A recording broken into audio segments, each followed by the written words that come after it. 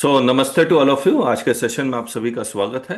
आइए चलते हैं। देखिए, लास्ट सेशन में हम लोग स्पेशल वैल्यूएशन डिस्कस कर रहे थे और डिस्कस कर रहे थे 11 सबसेक्शन 2 में कोई ऑर्डर आया एग्जामिशन का या नहीं आया, तो वो तो मिला नहीं हमें। और ये एक्सेप्शनल नेचर क्या हो सकता है उसके बारे में भी कोई आइडिया लगा नहीं, लेकिन हम लोग गेस कर पा रहे हैं नेचुरल कैलेमिटी हो, कोविड हो। लेकिन वो कोविड के समय भी इतने भी एग्जाम्शन आए वो 11 सबसेक्शन 1 में ही आए। इसके बाद हमने ये भी डिस्कस कर लिया कि अगर आप आउटवर्ड सप्लाई एग्जेम्प्ट है तो आईटीसी ऑटोमेटिकली ब्लॉक्ड होगा। इसको डिस्कस करते करते हम लोग को नजर आया सेक्शन 15 सबसेक्शन 5, जहां पर यह कहा गया कि अगर आउटवर्ड सप्लाई एग्जेम्प्ट कर देते हैं और आईटीसी ब्लॉक कर देते हैं तो कॉस्ट ऑफ गुड्स बढ़ जाता है। इससे अच्छा 15 सबसेक्शन 5 में स्पेशल वैल्यूएशन में वैल्यू को ही डीम्ड नील कर दो तो ऑटोमेटिकली क्रेडिट अवेलेबल हो जाएगा, वो एग्जाम्प्ट नहीं कहलाएगा। तो एक बार इसको पढ़ते हैं दोबारा से। Notwithstanding anything contain in 15 subsection 1 और 15 subsection 4 the value of such supplies as may be notified by the government. अब देखिए, as may be notified by the government ने जो रेट नोटिफिकेशन निकाला है वो रेट नोटिफिकेशन में सेक्शन 15 सबसेक्शन 5 लिख ही दिया है। उन्होंने सेक्शन 15 सबसेक्शन 5 लिख दिया है। मैं आपको ओपनिंग पैराग्राफ दिखलाता हूं, रुकिए। रेट नोटिफिकेशन का आप देखिए, rate notification of goods central tax 9(1) है। लेकिन जब 2025 में आया ये, तब उन्होंने 15 सबसेक्शन 5 लिखा है, यहां पहले नहीं था। इसका मतलब कि गुड्स के केस में, मैं इसको इस तरह से इंटरप्रेट करना चाह रहा हूं, 2025 से पहले गुड्स के केस में किसी भी तरह का स्पेशल वैल्यूएशन लाने का पावर उनके पास था ही नहीं, क्योंकि यहां पर 15 सबसेक्शन 5 था नहीं। They have not notified any goods which under section 15 subsection 5। इसीलिए मुझे लगता है कि कोविड के समय भी जो वो डिस्कशन चल रहा था कि हम लोग वैल्यू को जीरो कर देंगे, वो कर नहीं पाए। शायद अब कोई नेचुरल कैलेमिटी आए या कुछ और एक्सेप्शनल नेचर के सरकमस्टांसेस एग्जिस्ट करें तो 15 सबसेक्शन 5 में दे माइट। अब ये सारे गुड्स 15 सबसेक्शन 5 में नोटिफाई हो चुके हैं। अब वो रूल निकाल के वैल्यू को जीरो कर सकते। एक बार मैं 15 सब मैं दोबारा पढ़ता हूं। एज में भी नोटिफाइड बाय द गवर्नमेंट, तो नोटिफाई कैसे होगा? रेट नोटिफिकेशन में वो 15 सबसेक्शन 5 लिखेंगे तो सारे गुड्स ऑटोमेटिकली नोटिफाई हो गए। ऐसा नहीं है कि कोई स्पेसिफिक गुड्स नोटिफाई हो रहा है, every goods is being notified. Similarly अगर आप सर्विसेज देखेंगे, ये भी रेट नोटिफिकेशन गुड्स है, ये कंपनसेशन, हाँ ये rate notification of services. Services के केस में शुरू से 15(5) हमेशा से लिखा है, तो ये 15(5) इसमें लिख दिया। इसका मतलब जो भी हमने रेट नोटिफिकेशन में एकोमोडेशन का रेट, फूड का रेट, लीजिंग का रेट, सब कुछ 15(5) में ऑलरेडी नोटिफाइड है। वर्क्स कॉन्ट्रैक्ट, कंस्ट्रक्शन, सब कुछ 15 सबसेक्शन 5 में ऑलरेडी नोटिफाइड है। जब ऑलरेडी नोटिफाई हो गया था, अब उनको अब सब मैक्सिमम क्या करना था, रूल लेके आने थे और स्पेशल, और वो रूल में उनको लिखना था कि वैल्यू विल बी जीरो और एनी अदर वैल्यू, जैसे फॉरेन करेंसी में कुछ लाइफ इंश्योरेंस बिजनेस में 1% 2% वो वैल्यू डिटरमाइन कर। On the recommendation of the council shall be determine in such manner as may be prescribe. Prescribe कहा है? Rule 27 to 35 है। अब हम लोग क्या करते हैं, अब मैं कुछ रूल्स दिखलाता हूं। देखिए, डिटरमिन, मैं रूल का निकाल ही लेता हूं ताकि आपको याद भी आ जाए। Rule 32(1) value of supply of services in relation to purchase और सेल ऑफ फॉरेन करेंसी। वो क्या लिख रहे हैं कि बाइंग रेट और सेलिंग रेट का डिफरेंस ले लेंगे, फिर 1%, कुछ कुछ एग्जैक्ट तो नहीं पढ़ रहे अभी, लेकिन इस तरह से ये कोई वैल्यू डिटरमाइन कर। स्पेशल वैल्यूएशन किस सेक्शन में? 15 सबसेक्शन 5 में नोटिफाई हुआ है ये फॉरेन करेंसी का exchange. Yes, it is a notified supply. क्या अब रूल है? Yes, this is the rule 32 sub rule 2। इसके बाद देखेंगे एयर ट्रैवल एजेंट, तो डोमेस्टिक बुकिंग का 5% of the basic fair, international booking का 10% of the basic fair, they have notified. तो क्या ये एजेंट की सर्विसेज नोटिफाइड है रेट नोटिफिकेशन में? यस, क्योंकि सब कुछ वो नोटिफाई कर चुके हैं। रूल है yes.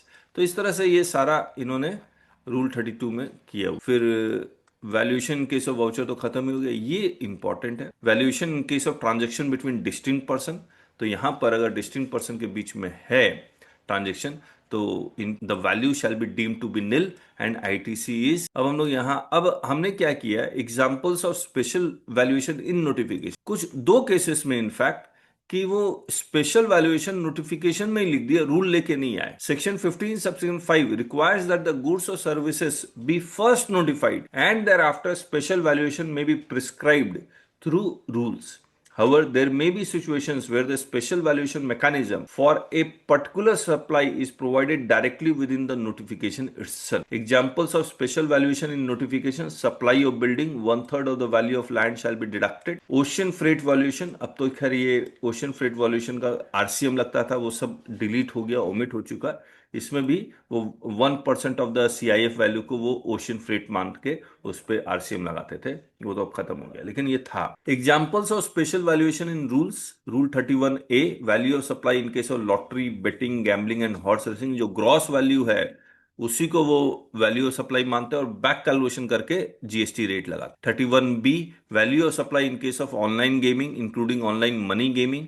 Rule 31C, value of supply of actionable claims in case of casino. फिर rule 32, 6 supplies optional to choose these valuation 5 types: purchase और sale of foreign currency, air travel agent, life insurance business, margin scheme in second hand goods, valuation in case of voucher.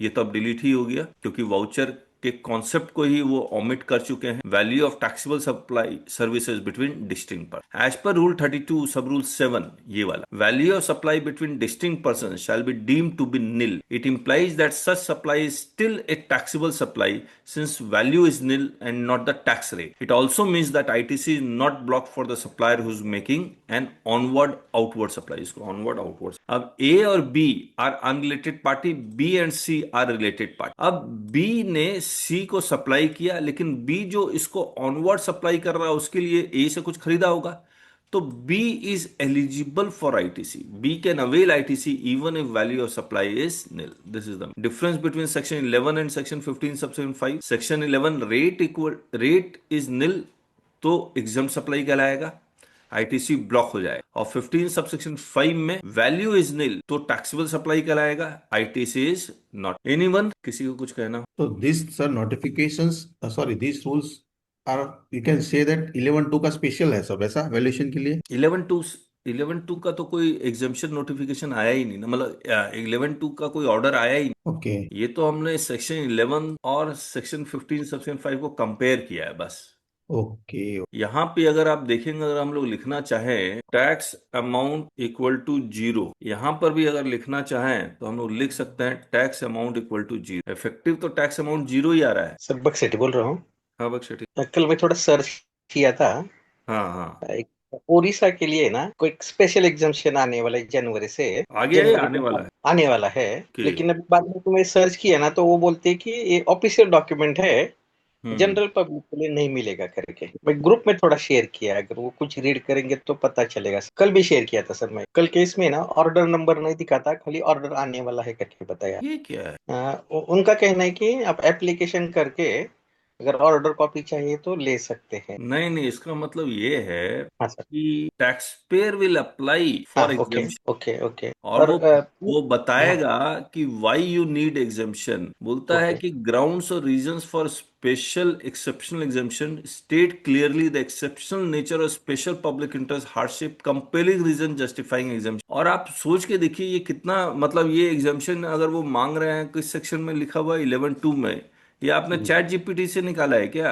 हाँ sir. हाँ sir, कल के इसमें एक order number भी है sir, थोड़ा नहीं नहीं कल नहीं, के आप व्हाट्सएप। समझिए बक्सेटी जी, ये कितना अजीब सा, ये चैट जीपीटी कुछ भी लिख के दे देगा। आप समझिए ये 11 subsection 2 on the recommendation of the GST council, और हाँ चैट हाँ जीपीटी कह रहा है कि कमिश्नर को एप्लीकेशन दीजिए। ये कैसे पॉसिबल है? ये तो ऑप्शन ही नहीं है कि tax payer will be writing to the commissioner and commissioner will be granting the exemption. That is next to impossible. Okay ये ओके कैसे ओके पॉसिबल? Okay okay. हाँ, ये किसी एंगल से सर पॉसिबल। जीएसटी के अंदर जो निल रेटेड होता है और एग्जम्प्टेड अलग अलग दिया रखा होता है, तो सर उसमें मेन बेसिक डिफरेंस क्या है? नहीं देखिए, मैं मतलब आपको फिर से बताता हूँ, ये हमने डिस्कस किया हुआ है। जब आप रेट नोटिफिकेशन पढ़ेंगे, कौन सा जी sir. Notification? Rate rate notification. उसमें एग्रीकल्चर सर्विसेज में निल लिखा हुआ था, जी सर। तो रेट में ही निल लिखा हुआ, तो इसको हम लोग निल रेटेड सप्लाई बोल देते हैं, करेक्ट? जी सर। लेकिन अगर एग्जाम्पशन नोटिफिकेशन आ रहा है उसमें निल लिखा हुआ है तो एग्जाम सप्लाई बोल देते हैं। जी सर। तो रेट नोटिफिकेशन में अगर निल लिखा हुआ है तो निल रेटेड सप्लाई, एग्जाम्पशन नोटिफिकेशन में लिखा हुआ तो एग्जाम सप्लाई। लेकिन एग्रीकल्चरल सर्विसेज रेट नोटिफिकेशन में भी निल लिखा हुआ और एग्जाम सप्लाई में भी लिखा हुआ, तो उसको क्या कहेंगे? निल रेटेड कहेंगे या एग्जाम सप्लाई कहेंगे? जी तो सर। जीएसटी के पर्पस के लिए there is no nil rated supply. Practical purpose, theoretically तो मैंने आपको बता ही दिया है। जी जी सर। लेकिन प्रैक्टिकली जब आप जीएसटी 9 भर रहे हो तो नील रेटेड सप्लाई को वो इंस्ट्रक्शन कहती है कि नील रेटेड सप्लाई को भी आप एग्जाम सप्लाई में ही दिखाएं। जी सर। चलिए, और कोई सवाल? अब यहाँ आइए, ये सब हम लोग डिस्कस कर चुके हैं कि स्टेट गवर्नमेंट जो भी एग्जामिशन नोटिफिकेशन आएगा, each and every state government shell be deemed that this is the state notification all. लेकिन ये रेट के साथ नहीं है, बाकी जनरल नोटिफिकेशन के साथ नहीं। क्यों नहीं है? उसका रीजन हमने ढूंढने की कोशिश की, हमें मिला वाई ऐसा। चलिए, एक अब जो सेक्शन 11 में लिखा हुआ वही आईजीएसटी का सेक्शन 6 में लिखा हुआ। ए corresponding provision is contained in section 6 of IGST Act and an identical provision is also incorporated in each state GST Act under section 11. However, it is noteworthy that every state GST Act carries an additional subsection 4 which does not find a place in either CGST Act or CGST Act. IGST का क्या मतलब? The question of exemption arises only when the underlying transaction is otherwise taxed. तो अगर exempt है तो इसका मतलब ये हो गया कि गवर्नमेंट मानती है कि वो टैक्सेबल सप्लाई था, इसीलिए exempt है। करेक्ट है? Exemptions are ideally structured for B2C supplies. Granting exemption in B2B supplies leads to distortion in seamless flow of ITC, defeating one of the core objectives of GST. मैं आपको एक बात बता, हम लोग बार बार ये डिस्कस कर चुके हैं कि एंड यूजर कंज्यूमर में फिनिश गुड्स एग्जाम्प्ट होना चाहिए, रॉ मटेरियल को एग्जाम्प्ट करके कोई फायदा नहीं, क्योंकि वो कॉस्ट बन जाएगा। वो कॉस्ट, अब कोविड को एग्जाम्प्ट कर दिया, लेकिन जैसे ही कोविड एग्जाम्प्ट हुआ, सारा का सारा इनवर्ट सप्लाई का आईटीसी एक्यूमुलेट होकर वो कॉस्ट का हिस्सा बना। तो एग्जाम्पशन मुझे ऐसा लगता है कि कहने के लिए एग्जाम्प्ट है, लेकिन कॉस्ट बढ़ ही रहा है। ये जरूर हो सकता है कि अगर एग्जाम नहीं होता तो 100 रुपया एग्जाम हो गया तो 98, लेकिन पूरा 18% एग्जाम करने से पूरा 18 रुपया कम हो जाएगा, ये पॉसिबल नहीं है, because ITC becomes the cost. Where a supply is classified as exempt, the supplier is barred from collecting tax on such supply. Any tax collected in violation of exemption is treated as tax collected but not payable. ठीक लिखा है हमने, Yes. But not payable या payable, and is required to deposited with the government under section 76 of the CGST act. ये ठीक लिखा है हमने। ठीक है सर, ठीक है। Any tax collection in violation of exemption, exempt है, आपने उसको टैक्स कलेक्ट कर लिया तो it will be tax collect किया नहीं दिया, but not tax collect paid, किया नहीं दिया, हाँ बट नहीं नॉट दिया to the government, but not ठीक पेड है, लिखो ना। Not paid. सेक्शन 76 का लैंग्वेज देखें, but not issue. A registered person treats his outward supply is taxable and therefore avails ITC on corresponding inward supply. Later the department issues a notice holding that the supply is in fact exempt and hence ITC was wrongly paid. Can department reverse ITC and refund the tax already paid on the? Yes, the department can. Can the department demand reversal of ITC? The department can demand the reversal of ITC since the supply is exempt. However, no refund of the tax already paid on outward supply shall be granted, as the incidence of tax has already been passed on to the recipient. This is consistent with the principle of unjust. Yes. Any thoughts? Anvesh, any thoughts? I don't think there will be a reversal for ITC, sir, because the tax would already be paid. That means already एक बार तो reversal हो चुका होगा. Okay. And refund will be available to the ultimate customer if again he can prove that he is the one who has suffered the incidence of tax, because government cannot keep that money with them. ठीक बात, ये एक अच्छा point है, क्योंकि वो tax already दे चुका है, तो इसका मतलब वो आईटीसी के थ्रू ही दिया होगा, तो उतना रिवर्सल हो जाएगा। देखें इसको मैथमेटिकली कैसे होगा। मान लीजिए आउटपुट टैक्स 100 है और आईटीसी 80 है, तो यहाँ कोई रिवर्सल नहीं। लेकिन अगर ये 120 है, यहाँ 100 और आईटीसी एक्यूमुलेटेड 20 है, तब होगा या नहीं होगा? To that extent it will be reversed, sir. Okay. नहीं सर, हाँ, मेरे हिसाब से इसमें सपोज मेरे क्लाइंट में ही हुआ है, तो अच्छा, उसकी सर्विसेज एग्जेम्प्ट है, क्या तो एग्जाम्प्ट है? सर्विस एग्जेम्प्ट है, ओके, उसने टैक्सेबल ट्रीट की है, और हाँ, क्योंकि बिकॉज उसके पास आईटीसी बहुत सारी थी, हाँ, और आउटवर्ड सप्लाई जो भी पे किया है वो यूजिंग आईटीसी की पे किया है, पर हाँ, कस्टमर के पास से उसने 18% टैक्स कलेक्ट किया है कैश, तो ओके, कैश तो उसने पॉकेट आउट कर लिया, आईटीसी तो उसके पास जो पड़ी थी उसने by way of output liability पे, तो वो कैश तो उसके पॉकेट में चला गया है ना। ओके। तो मेरे हिसाब से तो तो आईटीसी भी उसने जो कैश में दिया होगा? सॉरी आईटीसी कैश में दिया होगा? आईटीसी, हाँ, but he is not eligible to claim ITC ना। अच्छा, तो उसने जो कस्टमर से सपोज 100 + 18 रुपीज पॉकेट किए है, वो तो गवर्नमेंट मांगेगी ना उससे, क्या आपने by way of GST collect किया है तो आप गवर्नमेंट में भर, आप अपने पॉकेट में नहीं रख सकते 18 रुपीज। वो तो भर ही रहा है। अच्छा अच्छा, आप कह रहे ना, हैं कि ये कैश वो तो वाला। आईटी, ओके ओके, हाँ, कैश पोर्शन है। उसके पास तो एक्यूमुलेटेड बैलेंस ऑफ आईटीसी पड़ा है, सर वो यहाँ यूज पे कर जो रहा है। आईटीसी, जिस आईटीसी के लिए वो एलिजिबल नहीं था, उसको उसने कैश में कन्वर्ट कर लिया। Yes exactly. बहुत अच्छा Anvesh. Sir, but originally to get that ITC, he would have had paid cash, no, sir. वो तो मैं बोल ही रहा हूँ, लेकिन No, if you can take one simple mathematical example also, we will be हाँ, able to justify it. Tell में। So now let us simply put it this way, sir. Let's say there is a service provider. Hmm The output is exempt. Hmm So he is purchasing service worth rupees 10,000 hmm by paying 1,800 input. Let's say simple 1000। So the okay ITC is 1,000 rupees. Now when I'm making again output of let us say I'm doing cost to cost output only. So मेरा output भी 1,000 आएगा. अच्छा, इसको ऐसा करते हैं 100 + 18, और ये भी हाँ 100 + 18, 100 + 0। 100 plus. नहीं नहीं, हाँ, 118 + 0, ये तो कॉस्ट बन जाएगा ना। Correct. No, we will look into the situation what happened, and then we will look into second situation as to होना क्या चाहिए था. ओके, तो Then we will look at the revenue ठीक, implication. 100 + 18, यहाँ भी 100 + 18, कॉस्ट टू कॉस्ट 100. चला, So ठीक है। here I am not keeping any money with me. ठीक है, 18 - 18 = 0। 18 minus A. So there is nothing that I have pocketed. Okay. Now in the second scenario, what should have actually happened? Hmm So उसमें मेरा cost 118 होना चाहिए था. हम्म और मेरा output सिर्फ 100 होना चाहिए था, लेकिन I have already collected 18, so it is also 118 only. Hmm So where is the question of paying that 18 back? Where is the question of that I am making profit out of? Jitendra ji कुछ add नहीं, करना चाहेंगे? हाँ sir, इसमें क्या होगा, ये first जो एग्जांपल है कि मेरी आईटीसी है, मतलब परचेज 100 + 18 आईटीसी है और आउटपुट भी 100 + 18 है। तो अच्छा, ये ये वाला केस है। में फर्स्ट एग्जांपल में मैं आईटीसी को एलिजिबल नहीं था, तो मैंने आईटीसी क्लेम कर ली, इसलिए वहां पे 18 रुपीज का ऑलरेडी गवर्नमेंट को नुकसान हो कौन सा गया। एग्जांपल, 1 या 2? वन में ये वाला 1 में फिर से वन में आईटीसी में 18 रुपए का नुकसान हो गया।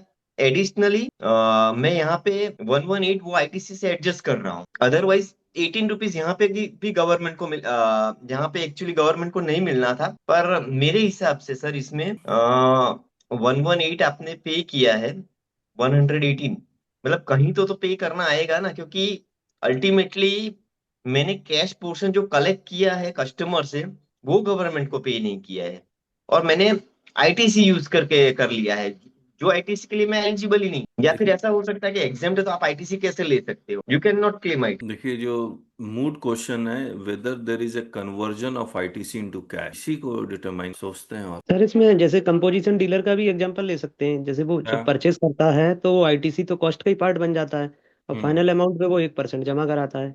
हम्म तो जैसे यहाँ पे सर कह रहे हैं कि 100 + 18 अगर उसने आईटीसी कॉस्ट टू कॉस्ट जा रहा है, तो अल्टीमेट तो वो कॉस्ट का ही पार्ट था, क्योंकि वो एलिजिबल ही नहीं था आईटीसी क्लेम करने के लिए। अच्छा, जितेंद्र जी ने जो ओरिजिनली बताया था उसको एक बार लिखते हैं, एक बार हम लोग, है ना। मान लीजिए ए है, इसका इनवर्ड सप्लाई 100 + 18 = 100, और ए इसका आउटवर्ड सप्लाई करता है मान लीजिए 150 + 30 = 1। अब हम, और बाद में डिपार्टमेंट कहता है नहीं नहीं, ये तो है आपका exempt supply, this is exam. अब जैसे ही एग्जाम सप्लाई कहेंगे, तो ये जो टैक्स तो गवर्नमेंट को वो जमा करवा चुका है, ये वाला टैक्स ये कैसे जमा करवाया होगा? 30 - 18 = 12। ये कैश में जमा करवाया, ये आईटीसी के थ्रू जमा। अब इसको और समझते हैं, गवर्नमेंट को टैक्स कितना मिला? गवर्नमेंट को टैक्स तो कैश के रूप में ही मिला होगा। ए ने 18 रुपया दिया, 18 रुपया गवर्नमेंट को जमा करवाया, और मान लीजिए इसके सॉरी, ये जिससे भी खरीदा, मान लीजिए बी से खरीदा होगा इसने, और बी के पास मान लीजिए आईटीसी 0 है, तो ये 18 रुपया गवर्नमेंट को कैश में ही दिया होगा, 18, और ये 12 रुपया भी कैश में आया। तो गवर्नमेंट के पास अल्टीमेटली जो भी आ रहा है वो कैश में ही आ रहा बट सर गवर्नमेंट को अल्टीमेट 48 रुपीज जाने चाहिए थे, 30 वो भी जाएंगे, और जो आईटीसी ब्लॉक है 18 रुपए वो भी जाएगा। है। नहीं नहीं, 30 ही रुपया आएगा, लास्ट पॉइंट टैक्सेशन चलता है। सर इसमें ये है, एक मिनट सर, हम्म इसमें ऐसा है कि हम यहाँ पे परचेज में 18 रुपीज की आईटीसी ले रहे हैं, इसलिए 150 रुपीज में सेल कर रहे हैं। अगर 18 रुपीज की आईटीसी मुझे एलिजिबल नहीं होती और मेरी कॉस्ट 118 होती, तो यहाँ पे मेरी कॉस्ट 168 प्लस उसके ऊपर जीएसटी होता। आप ये कह रहे हैं कि अगर ये मैं एग्जाम सप्लाई मानता, अगर आईटीसी नहीं लेते आप 18 रुपए की परचेज के सामने, हाँ तो वो अगर आपकी कॉस्ट हो जाती, तो वो आपकी सेल्स में ऐड कर देते, 168 कर देते फिर, और उसके ऊपर जीएसटी सपोज 40 रुपए पे कर। यहाँ पे आप आईटीसी क्लेम कर रहे हैं इसलिए आप 150 में बेच रहे हैं। हाँ ठीक है, अगर मैं इसको एग्जाम सप्लाई मानता, तो मैं इसको 118 प्लस 100 प्लस 50 है तो प्लस 50 रुपये इसमें जोड़ दिया तो 168 हो गया, करेक्ट? यस, और उसके ऊपर जीएसटी आप पे करते। क्यों करता? क्योंकि मैं एग्जाम सप्लाई मानता तो फिर मैं जीरो में लेता, अच्छा हाँ, एग्जाम सप्लाई मानते तो फिर बराबर है। है ना? एग्जाम सप्लाई मानते तो 168 पे करते। 168 मतलब कॉस्ट होती है, 168 sales price. Cost to consumer हो जाती, करेक्ट? यस ठीक है, अब हम लोग इस पे कंसंट्रेट करें, जो आप कह रहे हैं conversion of ITC into cash, is it happening और नॉट? हमारा सर ये, मगर मैंने हाँ तो बोलूं सर, तो बोलिए मैंने बोलिए। जो एग्जाम सप्लाई पे जीएसटी पे किया है, तो मैं रिफंड के लिए भी एप्लीकेशन करूंगा ना, कि बाय मिस्टेक मैंने पे कर? हाँ, तो वो रिफंड किसको मिलेगा? कंज्यूमर को मिलेगा, क्योंकि आपने तो तो टैक्स जैसे कलेक्ट। कंज्यूमर को मिलेगा, मगर गवर्नमेंट के पास नहीं जाएगा ना। ओ गोविंदा जी, कंज्यूमर जब अप्लाई करेगा, आप सोचिए आपका क्लाइंट आपका टैक्स पेयर है, उसके अकॉर्डिंग सोचिए, ए के अकॉर्डिंग जो रजिस्टर्ड है इन द जीएसटी, उसको रिफंड मिलेगा? नहीं नहीं तब मिलेगा। गोविंदा जी, मैंने आपको एक सजेशन दिया था, you join our YouTube channel, 199 rupees per month, please join. Sir, join है, वो ज्वाइन किया हुआ है ऑलरेडी या मैंने। वह है, देख रहे हैं आप? नहीं सर, अभी नहीं देख पा रहा हूँ क्यों? चलिए कोई सर, बात टाइम नहीं। का हाँ, थोड़ा। कोई बात नहीं, कोई बात नहीं, पार्ट लेते रहिए डिस्कशन का। अब ए है, हाँ, अब डिपार्टमेंट इसको नोटिस देता है कि आप 18 रुपया रिवर्सल करो। जी सर। टैक्स पेयर कहता है कि 18 रुपया रिवर्सल करने की जरूरत है नहीं, क्योंकि मैं 18 रुपया 12 रुपया का कैश ऑलरेडी दे चुका हूँ, कैश 2 रुपया रिवर्सल करूँ, इज इट पॉसिबल? एकदम कंफ्यूजन सा हो गया। सर इसने तो जो एग्जम्प्टेड आईटीसी पे 18 रुपए दे दिए, तो अल्टीमेट 12 रुपए वो गवर्नमेंट को कैश में दे रहा है, तो 30 रुपीज तो फिर रिफंड कस्टमर को ही चला गया। उसने जो एग्जम्प्टेड की नहीं आईटीसी नहीं, जो सुनिए उसकी। सुनिए मेरी बात, आप रिवर्सल के बारे में सोचिए ही मत। वो रिवर्सल नहीं मिलेगा, कंज्यूमर जो लेगा लेगा, इसके पॉकेट में फिर भी कुछ इसने वहां से लिया और गवर्नमेंट को दे दिया। इस 30 रुपए के बारे में सोचेंगे तो आप कंफ्यूज हो जाए। आपको जब डिपार्टमेंट रिवर्सल डिमांड करता है, इसको रोकने के लिए कोई ग्राउंड आपको ढूंढना है, बस। सर मैं कह रहा हूँ, अगर सिंपल सा केस लें, अगर 150 पे वो जीएसटी कलेक्ट नहीं कर रहा है और गलती से आईटीसी कलेक्ट कर रहा है, तो फिर उस आईटीसी का अल्टीमेट होगा क्या? क्या वो 18 रुपए रिवर्स होंगे, या उसके पोर्टल पे रहेंगे, या रिफंड लेगा वो ए? नहीं, 18 रुपए का रिवर्सल मांगेगा, मतलब डिपार्टमेंट उसका पेमेंट मांगेगा। हाँ, तो सर 18 रुपए तो अल्टीमेट ए से वापस जा ही रहा है ना सर उससे। नहीं नहीं, 30 रुपया तो उसने पेमेंट किया ना, तो वो 30 रुपया पेमेंट आईटीसी से किया, तो वो क्या कहेगा कि जो मैंने 30 रुपया पेमेंट किया उसमें आईटीसी का रिवर्सल क्यों मांग रहा है? क्योंकि मैं आईटीसी तो ऑलरेडी रिवर्स कर चुका हूं by making the payment of rupees 30। Sir sir sir मेरा इसमें भी।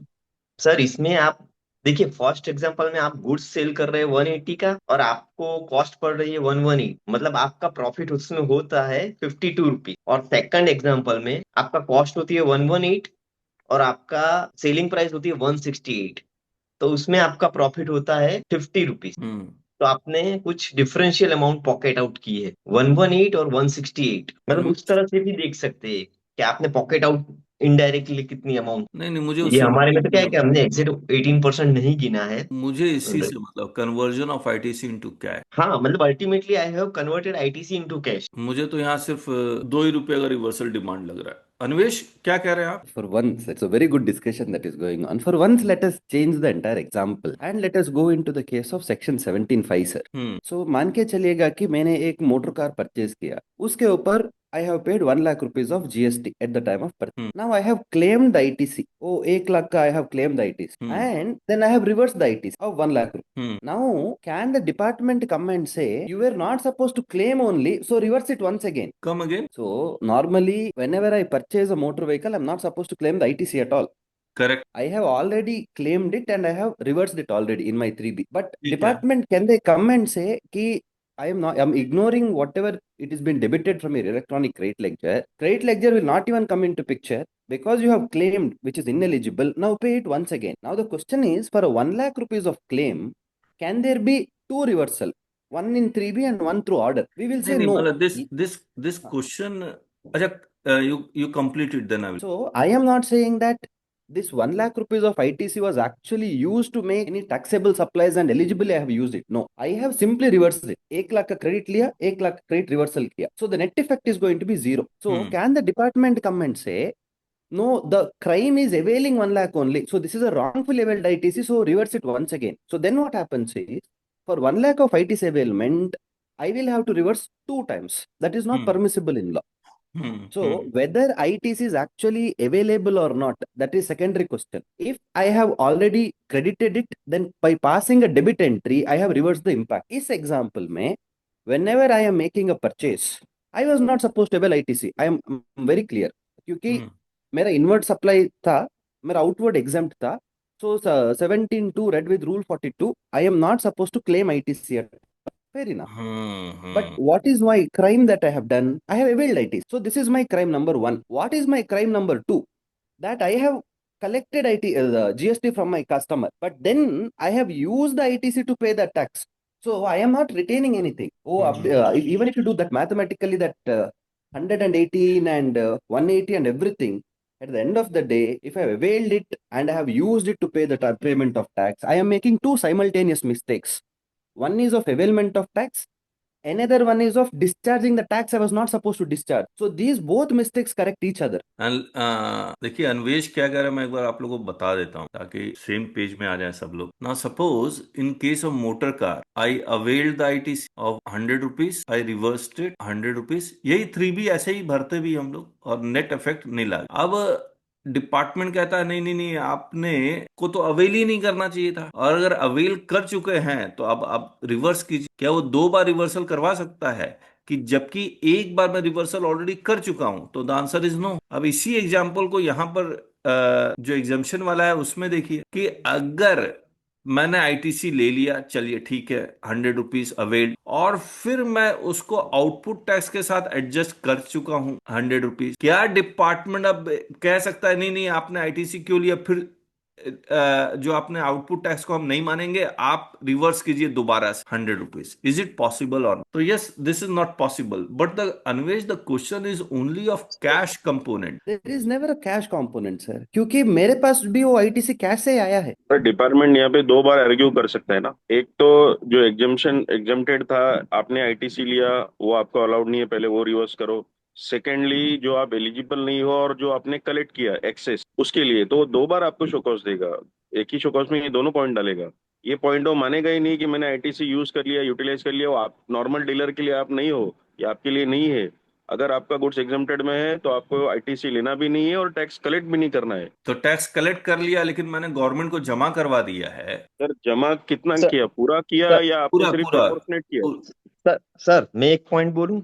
हाँ हाँ जी. ITC reversal is different and ITC used against output liability is totally different. ITC reversal means as if you have not claimed it, or ITC used against output liability means you have claimed ITC and thereafter you have adjusted against output liability. दोनों चीज में different है. Yes sir.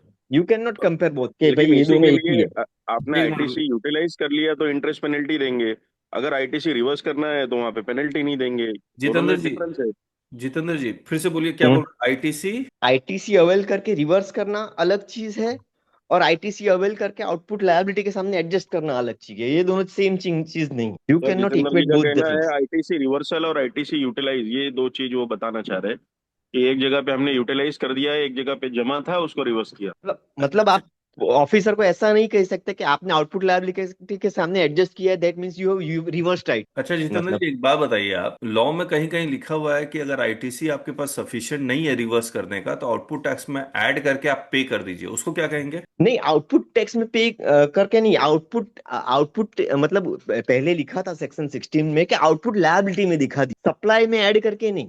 As if output liability है ऐसा करके reverse कर दीजिए. क्यों? रूल 42 43 में लिखा हुआ है. नहीं 36B में लिखा है, 36B में. सर मतलब सप्लाई के सामने एडजस्ट नहीं करना है, मैं ऐसा बोल रहा हूँ. एज इफ रूल 36 आउटपुट फोरो भी आया है. लायबिलिटी ऐसा कर कह के दिखा दीजिए आप 3B में. अगर आपके पास आईटीसी रिवर्स आपने एक्सेस क्लेम की है तो हम कई बार 3B में एज ए आउटपुट लायबिलिटी दिखा देते हैं, पर हमारा एक्चुअल जो सप्लाई है, आउटवर्ड सप्लाई, उसके सामने जो जीएसटी पे करना है उसके सामने एडजस्ट नहीं कर सकते. मेरा कहने का मतलब ये है, वो दोनों चीज अलग है. Sir, only to add here, हाँ whether availed and reversed and availed and utilized are two different things. The answer is absolutely yes. I'm not disagreeing with that. क्योंकि हम जो avail करेंगे हम 4A5 में करेंगे, रिवर्सल जब भी करेंगे हम 4B2 में करेंगे. Now this is on availment part, avail and reverse. And जब भी हम वो नीचे वाला पोर्शन में यूटिलाइज में करेंगे, that is different. But when the department says there is no output tax liability at all because it is my exempt supply, there comes nothing called as utilization of ITC. Excellent. Then whatever I have debited is nothing but reversal. Correct correct. नहीं, वो बात उनकी सही है, पर generally क्या होता है ऐसे केस में कि मेरे जैसे मेरा क्लाइंट की अगर मैं बात करूँ तो उसके पास एक्यूमुलेटेड बैलेंस ऑफ आईटीसी बहुत सारा। हाँ तो वो क्या कहता है कि मेरा एग्जाम सप्लाई है ना, मैं उसको टैक्सेबल ट्रीट कर दूं और सामने वाले से 18% टैक्स कलेक्ट कर लूं, तो मैं उसको पॉकेट कर लूंगा ना, आईटीसी के सामने एडजस्ट कर लूंगा सब लायबिलिटी।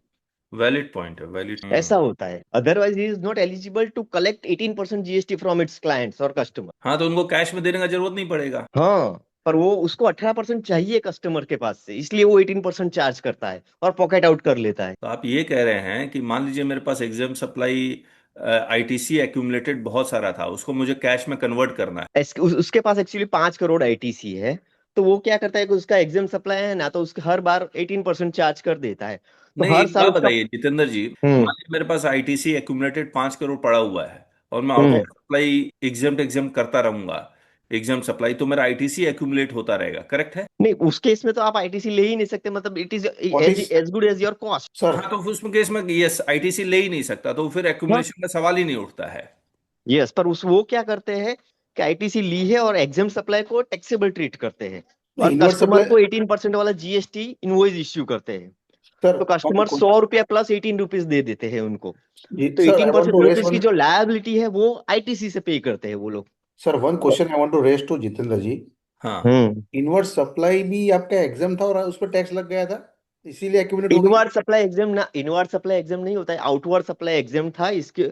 उसके सामने जो इनवर्ड सप्लाई लिया है वो हाँ, एग्जाम होगा। अब वो उसमें आईटीसी एलिजिबल नहीं होगी। नहीं, मैं क्या बोल रहा हूँ, आपके पास जो 5 करोड़ का एक्यूमुलेशन हुआ आईटीसी का, तो हम्म। इनवर्ट सप्लाई का 5 करोड़ का आईटीसी आया, ठीक है, तो हम्म। वो इनवर्ट सप्लाई जो था उसमें भी हम्म। आई एग्जाम था वो इनवर्ट सप्लाई, या फिर टैक्सेबल इनवर्ट सप्लाई था और 5 करोड़ का आईटीसी बना? सर, इनवर्ड सप्लाई कभी एग्जाम या टैक्सेबल नहीं होता, आउटवर्ड सप्लाई एग्जाम और टैक्सेबल होता है। और हाँ, कॉरेस्पॉन्डिंग जो इनवर्ड सप्लाई होता है हाँ, उसकी हम आईटीसी क्लेम करते हैं या नहीं करते। वो हाँ, ब्लॉक क्रेडिट नहीं थी 5 करोड़ वाली आईटीसी वाली, मैं समझे? एग्जांपल बताता हूँ सर। सर हमारा एक सर क्लाइंट है, सर उसने सर, ये इंटेंट ऑफ द लॉ क्या है? इसका इंटेंट क्या है? आईटीसी को रिवर्स करना है, थ्रो में सीबी से करूं या आउटवर्ड टैक्स लायबिलिटी से करूं? उस तो दे दिया ना, मैं गवर्नमेंट को चला गया है वो पैसा। इंटेंट क्या है लॉ का, वो देखना। But sir, they cannot say that you have when there is an exempt Vignesh outward sir, supply. आपका जो क्वेश्चन था ना, आईटीसी कैसे एक्यूमुलेट होता है, मैं बताता हूँ। हमारा एक पार्टी है सर यहाँ मुंबई में, वो ब्रिक्स का प्लांट लगा रहा था, ब्रिक्स बनाने का।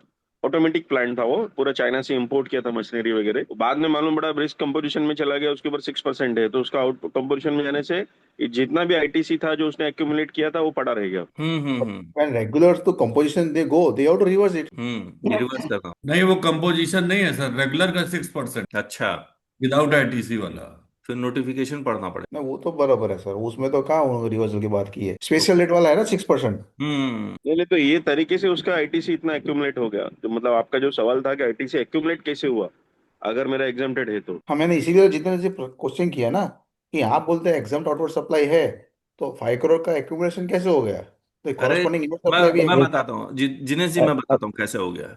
हाँ, वो इनवर्ड सप्लाई टैक्सेबल है, that is what is, okay, okay. तो उसको ये क्रेडिट लेना ही नहीं चाहिए था, हाँ, लेकिन आउटवर्ड सप्लाई को टैक्सेबल मान के क्रेडिट लेता रहा हाँ, और थोड़ा बहुत एडजस्ट होता रहा, हाँ, तो एक्यूमुलेट कर गया। करेक्ट, करेक्ट, तो उनका जैसा और एक कॉस्ट। एग्जांपल बताओ जिग्नेश सर, जैसा ये जो बसेस है, अगर हम्म, अपन ये स्टेट गवर्नमेंट को दे रहे हायर पे, तो यहाँ पे जीएसटी नहीं है ये इनके सर्विस पे, ठीक है ना। लेकिन आप जो बस ले रहे हो तो उसके ऊपर 28% था। तो ऐसे हमारे पास है जिनके 100 बसेस है और कितना आईटीसी उनका जमा पड़ा है, लेकिन वो यूज नहीं कर पा रहे क्योंकि उनका आउटपुट सप्लाई वो एग्जम्प्टेड है। हम्म, फिर वो लोग रेंट का इसका उसका बिल बनाते हैं कि, और वहां पे आईटीसी उसको यूटिलाइज करे टैक्सेबल बता के, लेकिन अच्छा ह्यूज आईटीसी जमा है उनके पास, ह्यूज आईटीसी। अच्छा, तो हम लोग है ना एक्यूमुलेशन समझ गए, लेकिन हम लोग महेश जी, जी पर सर। दैट इज नॉट आप पब्लिश। बताइए conversion of ITC into cash आपको कैसे एग्जांपल रखें कि ये प्रूफ हो जाए कि there is a conversion of ITC into cash. आप बोल रहे थे ना, मतलब आपने सही शब्द पकड़ भी लिया था जी, कि there is a conversion of ITC into cash. जो मेरे पास आईटीसी है जो अक्यूमुलेटेड है, हम्म। इलेजिबल, वो मेरी कॉस्ट का पार्ट होना चाहिए। हम्म। बट मैंने क्या किया, जो जितेंद्र जी ने स्टार्टिंग में एग्जांपल भी अपना बताया कि हम्म। पास ऑन कर रहे हैं और उसकी लायबिलिटी को हम आईटीसी से ही पे कर रहे हैं, तो अल्टीमेटली वो कैश तो मेरे पास आ गया, वैसे कैश नहीं आ सकता था। अच्छा, मतलब ये जो आईटीसी 18 रुपया है, ये कैश में एक बार कोई एग्जांपल से बताइए, मुझे समझ में नहीं आ रहा है कि कैश में कैसे कन्वर्ट हो रहा है। सर मैं बताता हूँ, एग्जांपल मैं देता हूँ, मेरा रियल एग्जांपल है कि हाँ मेरे क्लाइंट के पास 4 से 5 करोड़ की आईटीसी पड़ी हुई है जो ठीक उसने है। क्लेम कर ली है, और उसका सप्लाई खाली एग्जिम्ड सप्लाई है। तो उसका शुरुआत में 2-3 साल में सप्लाई बहुत ही कम था और उसके सामने आईटीसी एक्यूमुलेट होती होती रही।